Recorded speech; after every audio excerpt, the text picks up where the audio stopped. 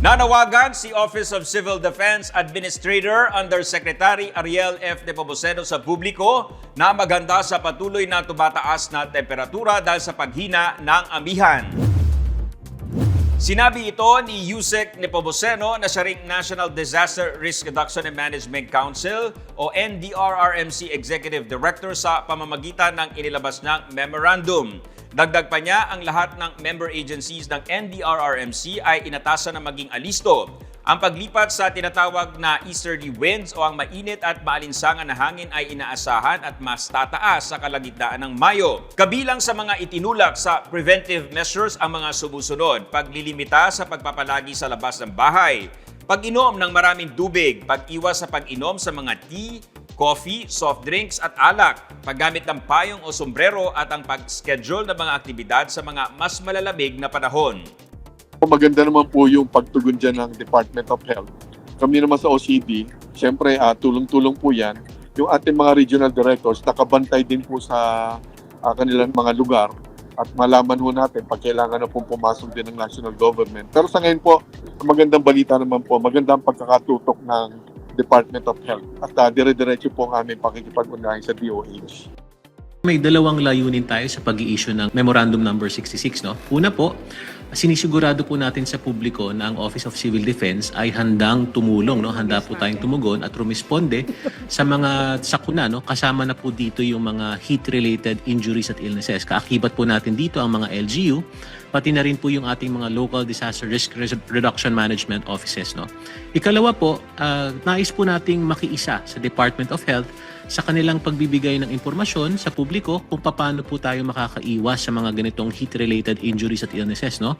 Sang-ayon kami na mas maigi po yung prevention kaysa po sa response, pero ganun pa man, sinisigurado po namin sa publiko na ang OCD po ay handang rumisponde sa mga ganito pong sakuna. Wala pa po tayong naitatalang mga seryosong heat-related injuries at illnesses. No? Ganun pa man, gusto po nating umiwas. No? Kasi last year po, nagtala po tayo ng 7 casualty at mahigit 50 heat-related injuries. Kung kaya't talagang aming pong pinagtitibay at kami po ay nakikiisa sa Department of Health at nang magbigay po tayo ng supisyenteng impormasyon sa ating publiko kung paano po tayo makakaiwas sa mga ganito pong injuries at illnesses.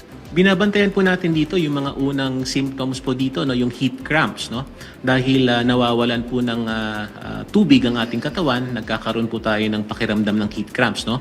Ikalawa po dito yung matinding pagkahilo at yung matinding pagpapawis po, no, dahil yung pong ating katawan ay gustong maglabas ng kanyang temperatura. At syempre po, ang pinakaayaw po nating mangyari yung pong tinatawag nating heat stroke dahil ito po ay may panganib na po sa buhay.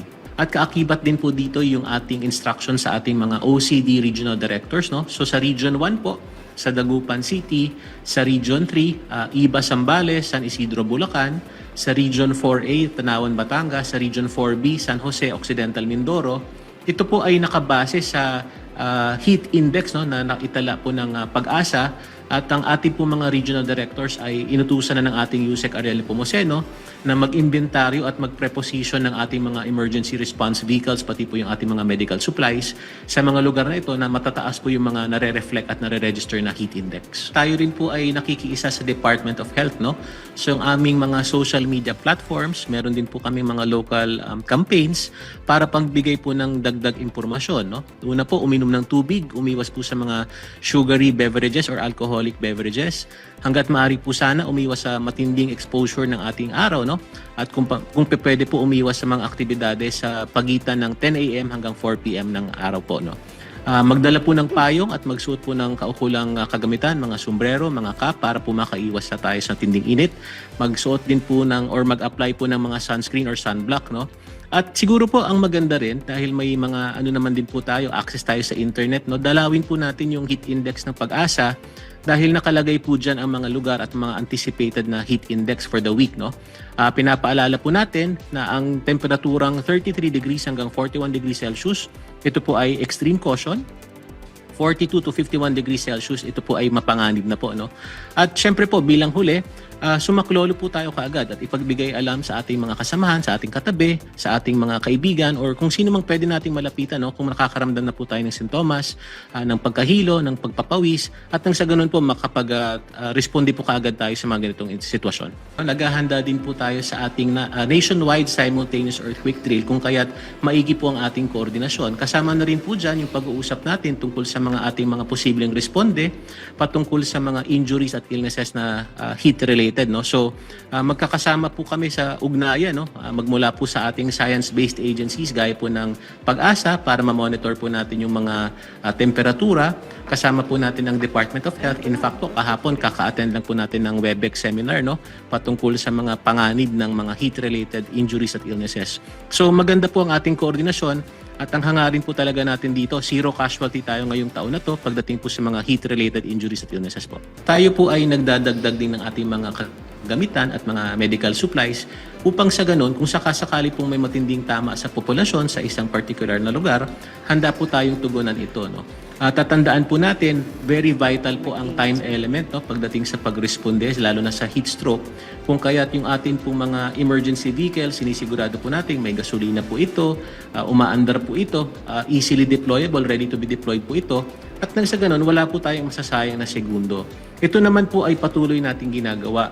Kasama po natin dito ang partisipasyon ng local government units, pati na rin po yung mga local DRRMM offices, at pati na rin po yung mga ating mga volunteers. No? Marami po tayong mga accredited volunteers at handang-handa po silang tumugon kung sakali pong may mga ganitong sitwasyon na related po sa heat-related injuries at illnesses. Malinaw po yung utos ng ating Pangulong Ferdinand Marcos Jr. No? Pagdating po sa kahit anong sakuna, sa pagre-responde po dito, ang gusto po niya ay whole of government approach. Kung kaya't pagdating po dito, hindi po talaga natin ito bibigay lamang sa isang ahensya ng ating pamahalaan, kundi tulong-tulong po talaga lahat ng ahensya ng pamahalaan. Bukod po dito, kailangan din po natin kilalanin yung expertise ng bawat ahensya. No? So pagdating sa mga science-based agencies natin, ang Pag-asa, PhilVolcs, yung ating DNR, sila po yung may mga scientificong kaalaman upang makatulong sa atin sa paghahanda sa kahit anumang sakuna. In this case po, ang DOH, pati yung ating Pag-asa, para po sa ating mga heat index monitoring, pati po yung ating mga immediate response.